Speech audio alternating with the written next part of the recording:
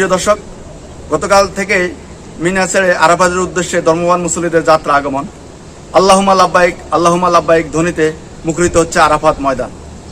এবারের হজে ধারণা করা হচ্ছে 20 লক্ষেরও অধিক হাজি হজের আনুষ্ঠানিকতা অংশগ্রহণ করেন। আজ 12টা 16 মিনিটে হজের খুতবা শুরু হবে এবং 1টা 16 মিনিটে খুতবা শেষ হবে। এবারে বাংলা ভাষা সহ 35টি ভাষায় হজের খুতবা প্রদান করা হবে।